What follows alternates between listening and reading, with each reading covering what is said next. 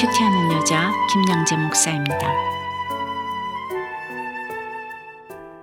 오늘 큐티인 말씀은 마가복음 13장 1절에서 13절까지입니다. 하나님 아버지, 오늘 이스라엘이 그토록 든든히 여기는 예루살렘 성전이 무너질 것이라고 하십니다. 우리 인생에도 어느 때에 이런 일이 일어날지 알기 원합니다. 말씀해 주시옵소서. 듣겠습니다. 무너지는 사건은 첫째, 내 죄가 계속될 때 옵니다. 오늘 1절에 예수께서 성전에서 나가실 때에 제자 중 하나가 이르되 선생님이여 보소서, 이 돌들이 어떠하며 이 건물들이 어떠하니까 합니다. 병행구절이 있는 마태복음을 보면 이 직전에 주님이 제자들에게 보라, 너희 집이 황폐하여 버려진 바 되리라고 하시죠. 그러므로 지금 이 제자의 질문은 이 멀쩡한 성전이 왜 무너집니까? 하는 것입니다. 이스라엘 백성들의 삶에서 성전보다 중요한 것은 없었습니다. 성전만 있으면 뭐든지 될 줄 알았습니다. 그래서 솔로몬도 그토록 화려한 성전을 지었습니다. 그러나 결국 우상이 가득해서 주전 586년에 불에 타고 말았지요. 이스라엘 백성이 70년 포로 생활 끝내고 돌아와서 가장 먼저 한 일이 스룹바벨 성전 건축이었고, 그 로마 통치 때는 헤롯이 화려한 성전을 지었습니다. 지붕에는 황금을 깔고 돌과 돌 사이에는 보석을 넣어서 찬란함과 황홀함이 이루 말할 수 없었습니다. 얼마나 아름다운지 헤롯 성전을 보지 않고는 아름다운 건축물을 논하지 말라고 했을 정도입니다.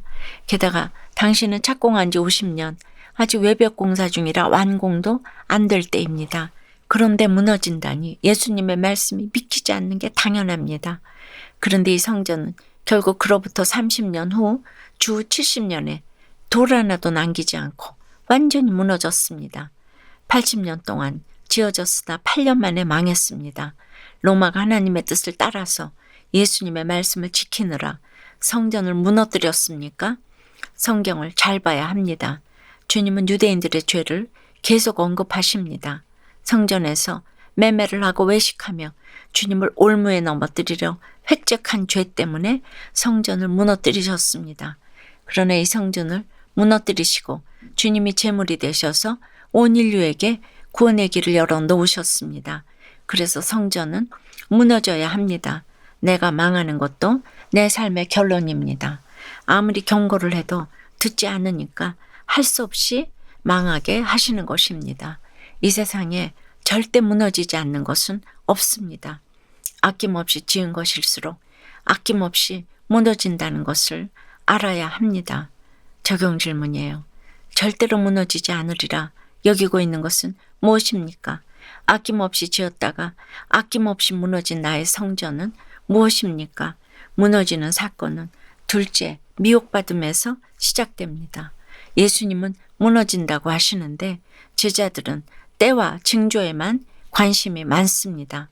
그런데 예수님은 왜 5절에서 너희가 사람의 미혹을 받지 않도록 주의하라고 하셨을까요? 이것이 성전이 무너지는 것과 무슨 상관이 있습니까? 6절에 많은 사람이 내 이름으로 와서 이르되 내가 그라하여 많은 사람을 미혹하리라고 합니다. 여기서 미혹은 어원상 죄로 이끄는 일, 신앙을 떠나게 하는 것입니다. 당시 유대 백성이 메시아를 간절히 구하니까 거짓 그리스도가 많이 일어났습니다. 지금도 이상한 종말론자들은 몇 월 며칠 날짜를 정해놓고 예수님의 재림을 기다리지요. 주님은 십자가를 지고 계속 죽으시겠다고 하는데 거짓 구세주는 살려주겠다고 합니다. 그러니 앉으나 서나 그 때와 징조를 간절히 바라다가 저 그리스도가 나타나면 돈도 몸도 홀랑 다 내어주고 맙니다. 자기 욕심 때문에 미혹됩니다. 이단에 빠진 사람들의 특징입니다. 예수를 믿어도 그렇습니다. 각자 미혹받는 부분이 있습니다. 외모에, 돈에, 음란에, 학벌에, 명품에, 공부 잘하는 자식에 미혹됩니다. 구세주로 여깁니다. 그래서 이단이 이렇게 전도한답니다. 너무 예쁜 자매가 있는데 성경 공부나 같이 해. 그 말에 홀랑 넘어가 데이트 몇 번 했는데 알고 보니 신천지랍니다. 이미 너무나 깊숙이 빠지게 됩니다. 무너지는 때와 징조가 따로 없습니다. 무너지는 사건은 셋째, 복음이 먼저 만국에 전파되기 위해 있어야 할 일입니다. 7절에 난리와 난리의 소문을 들을 때에 두려워하지 말라. 8절에 민족이 민족을, 나라가 나라를 대적하여 일어나겠고 곳곳에 지진이 있으며 기근이 있으리니 이는 재난의 시작이니라고 합니다. 러시아가 전쟁을 일으키고 일본에서 지진이 일어나고 코로나가 끝이 보이지 않는데 이것이 시작이라고 합니다. 자식이 가출을 하고 배우자가 바람을 피우고 회사가 망했는데 이런 난리들이 마땅히 있어야 할 일이요. 아직 끝이 아니라고 합니다.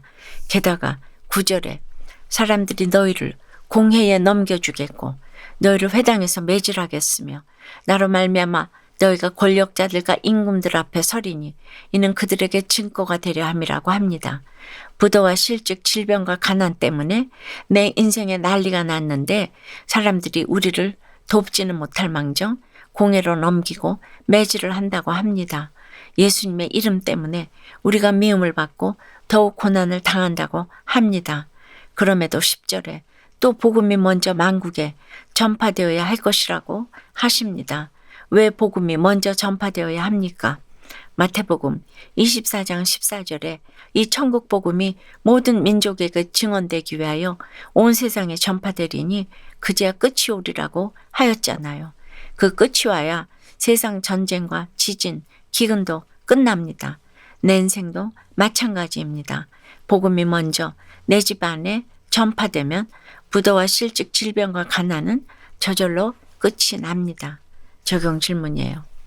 여러분은 주로 무엇에 미혹받습니까? 그 미혹에 빠져서 예배와 큐티를 등한시하고 있지는 않습니까? 예수를 믿어도 끝나지 않은 고난은 무엇입니까? 복음을 먼저 전파하면 내 고난도 끝나리라는 믿음이 있습니까? 회사가 파업하는 난리를 통해 돈을 우상 삼은 죄를 보게 되었다는 한 집사님의 큐티인 묵상 간증이에요. 몇 해 전에 제가 다니던 회사에 노사 갈등이 일어났어요. 저도 제 소견에 옳은 대로 파업에 참여했답니다. 사실 집도 생기고 돈도 좀 여유가 있으니 파업을 핑계로 일을 잠시 쉬고 싶다는 생각도 있었어요. 하지만 오늘 2절에 돌 하나도 돌 위에 남지 않고 다 무너뜨려지리라는 말씀처럼 파업은 장기화되었어요. 이후 저는 때와 징조를 묻는 제자들처럼 파업이 언제 끝날지에만 관심이 있었습니다. 그런 와중에 추석 명절을 맞았는데 돈도 없고 부모님 뵐 면목이 없던 저는 귀성을 포기하고 있었어요. 하지만 장모님이 돈 있으면 부모 만나고 없으면 안 만나는 법은 없네. 힘들겠지만 고향으로 오게 라고 하셨어요. 그 말씀을 듣고 보니 돈을 우상 삼은 저희 죄가 인정되었답니다. 그리고 부모 형제 앞에 가서 망신을 당하더라도 돈을 우상 삼은 저희 죄를 고백해야겠다고 다짐하며 고향으로 출발했어요. 그런데 고향으로 가던 중에 극적으로 노사 합의가 타결되었다는 소식을 듣게 되었어요. 회사의 파업이 장기화되는 인생 난리를 통해 100% 죄인인 저의 실체를 보게 해주신 하나님께 감사드립니다. 저의 적용은 회사에 출근하면 제일 먼저 감사기도를 드리겠습니다. 고향에 계신 양가 부모님께 일주일에 한 번 이상 안부 전화를 드리겠습니다. 입니다. 무너지는 사건은 내 죄가 계속될 때 옵니다. 미혹받음에서 시작됩니다. 그러나 복음이 먼저 만국에 전파되기 위해 마땅히 있어야 할 일입니다. 11절에 사람들이 너희를 끌어다가 넘겨줄 때에 무슨 말을 할까 미리 염려하지 말라고 합니다. 복음을 잘 전파하려면 인정받기를 포기하고 미움도 잘 받아야 합니다. 욕 한마디 안 듣고 이 눈치 저 눈치 보며 복음을 전하려니 전도가 힘든 것입니다.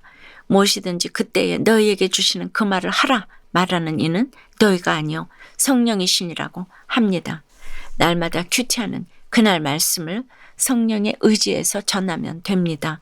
부모, 형제, 배우자, 자식에게 내침을 당하고 미움을 받아도 주께서 끝까지 견디는 자는 구원을 받으리라고 하십니다. 영적 진실성의 결과는 인내입니다. 견디고 인내하는 것을 못하면 구원이 이루어지지 않습니다. 기도드립니다. 성령 하나님 아버지, 우리 인생에 무너지는 사건이 올 수밖에 없는 어느 때와 이런 일을 미리 알려주시니 감사합니다. 이제는 내 죄를 멈추고 미혹을 받지 않고 그 어떤 무너짐의 사건도 복음이 먼저 만국에 전파되기 위해 마땅히 있어야 할 일임을 알고 가기 원합니다. 그런데 날마다 외모에 돈에 음란에 학벌에 명품에 공부 잘하는 자식에 미혹되고 징조만 궁금해요. 난리와 난리의 소문을 들으면 그저 두렵기만 합니다.